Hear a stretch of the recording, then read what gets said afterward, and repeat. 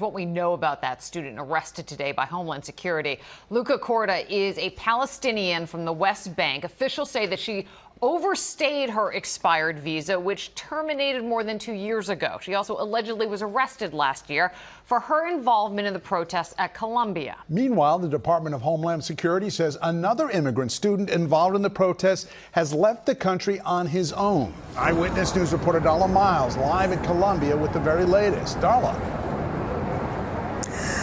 Liz and David, these arrests come almost a year after that Hamilton Hall takeover. That is what is so unnerving to some students I spoke to today.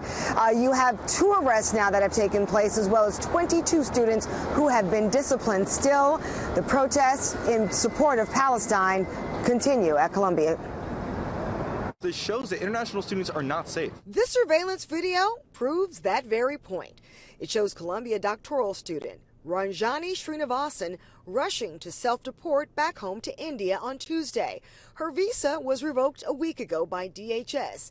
It says for supporting Hamas. What's going to stop any other student from being disappeared and deported for something that they may or may not have even stated?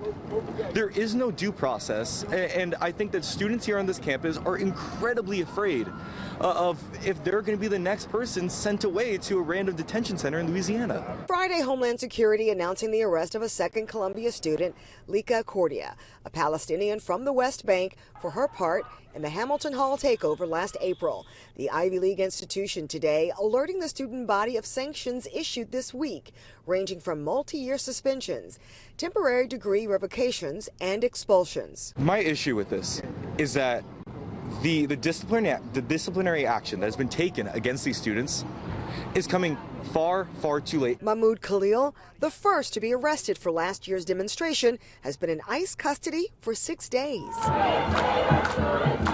The anger growing after ICE agents executed search warrants on campus Thursday night.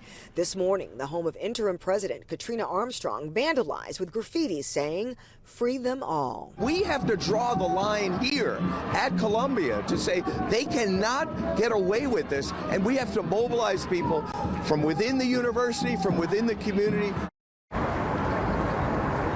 Now, the legal team for Mahmoud Khalil held a press briefing about an hour ago. They say he is still being held in Louisiana. They say they have not yet seen an arrest warrant or a search warrant for that matter.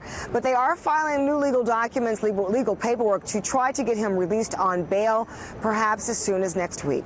Reporting live in Morningside Heights, Darla Miles, Channel 7 Eyewitness News. Darla, thank you. Meanwhile,